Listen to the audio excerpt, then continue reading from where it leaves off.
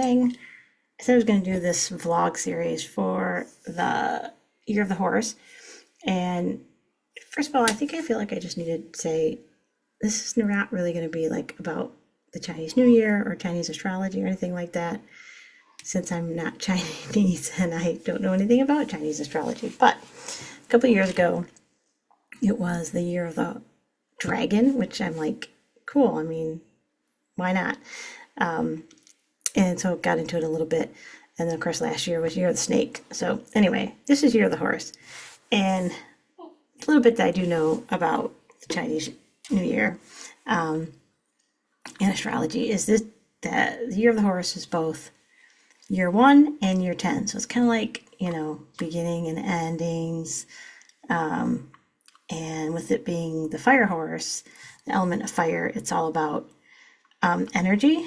So energy and passion. And I thought that would be, that. I don't know, for me, it's been an interesting journey as I've deconstructed my faith. And one of the things I've kind of wrestled with is, being an evangelical for so long, there's this box that you're supposed to sit in, be in, and,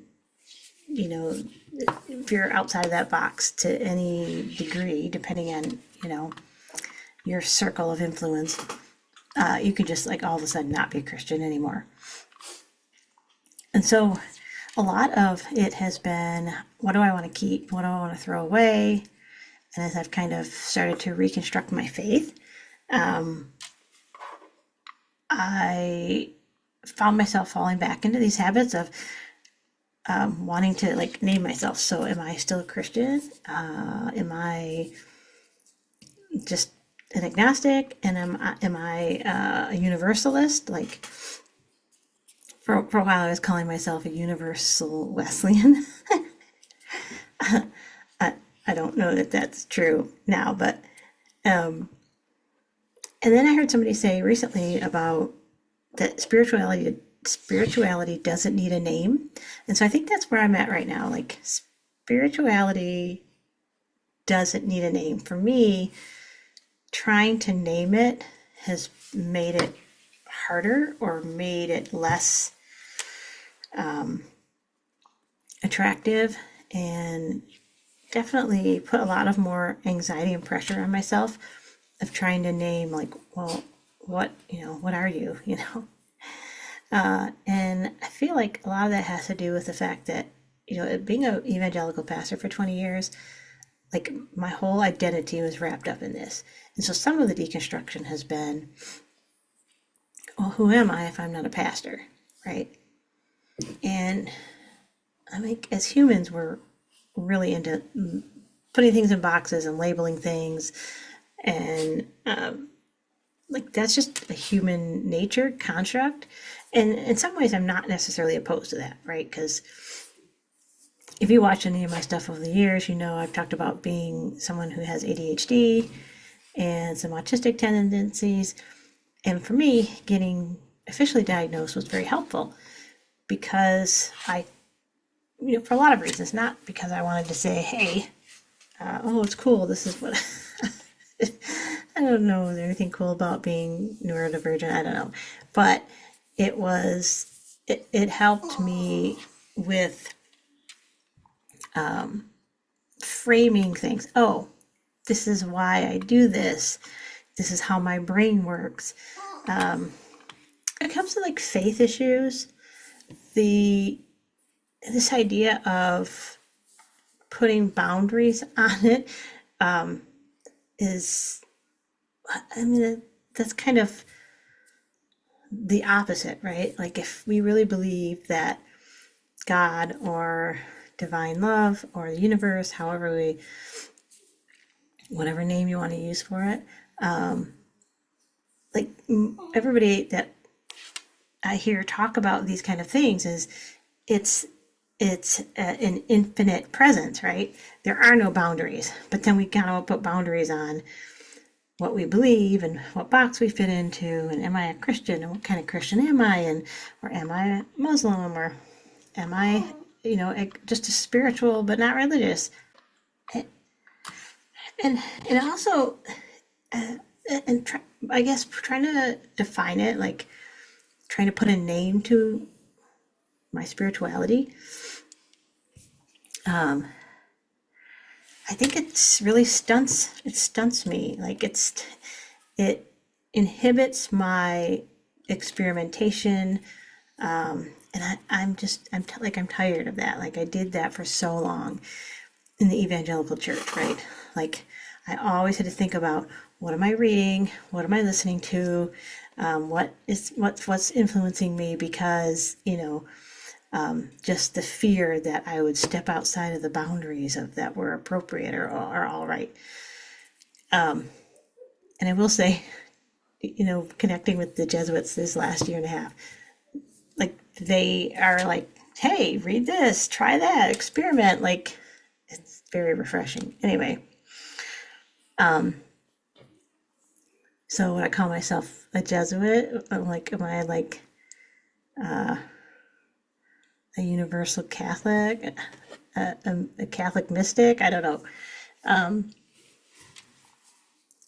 Some days I feel like I lean more towards Catholic mysticism, and then other days I'm like, I don't know, maybe I don't even know if I believe in God, but, and then other days I'm like, no, I do believe in divine love. How are we gonna, I don't know what name to give it, right? And, in the early days when I was really starting this process, and I've talked with people who are deconstructing their faith who at the end of their deconstruction they're like, oh, I'm still a Christian, but I'm not, I'm this kind of a Christian or whatever. And the thing that they would often say was, well, the thing I just can't get over is this spiritual encounter that I had with Jesus that was so radical and life changing. And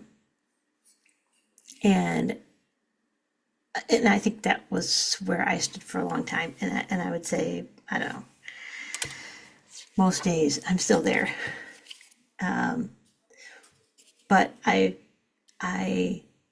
feel the anxiety rising up inside of me anytime I'm like, I gotta put a label on this, or I have to say, yes, these are the elements that are included in my faith.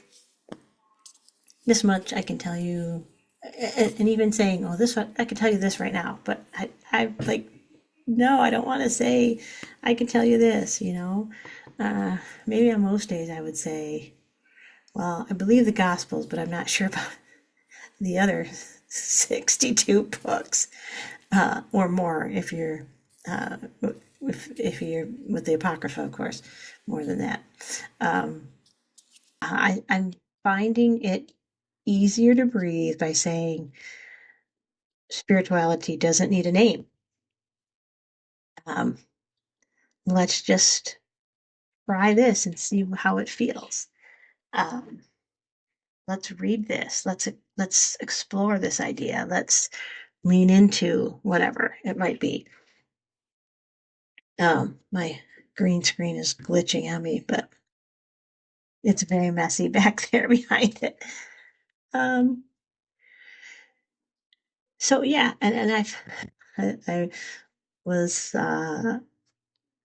talking to somebody not too long ago, and I said, yeah, on New Year's Eve of 2023, no, 2024, I went for my first tarot reading because I'm like, if the evangelicals are like, you can't do that, that's from the devil, then I'm like, oh, I'm going to try it.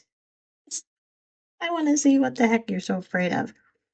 Um, so there's been a lot of that for me for the last couple of years of, if the evangelicals thinks it's of the devil, I'm probably going to try it just because, you know, like, um, there's an interesting um, balance there, right? You can push too much, and you push people away. And I was listening to somebody was talking about what the psychology behind why some of the MAGA people are no longer following Trump. And the psychological reasoning is, um, they call it uh, chaos exhaustion or something like that. Basically, they're just exhausted from constantly the pushback they constantly are getting. Um, which, hey, I mean, whatever it takes, right? So maybe that means any pushback you're doing, just keep going, right? Um, but yeah, I think that's what I got so tired of everything I wasn't allowed to do. Realize, like, since I left the evangelicals, since I stopped naming my spirituality, um, life is a lot less stressful. Like, I didn't realize how much stress was on me that, like, everything was like my whole life was a project. Like, because I was a pastor, my whole life was a project. Like, I never just could live my life. Um, if people talk about like everything doesn't have to be a side hustle, like, right? Like, you can just be creative for the heck of just for the sake of creativity. Well, it's kind of like that with the evangelical world. Like, if you're part of that world, you can't just be like, uh, you. You always have to be analyzing and evaluating what you've done, what you thought, who you talked to, what you said, where you're going. Like, um,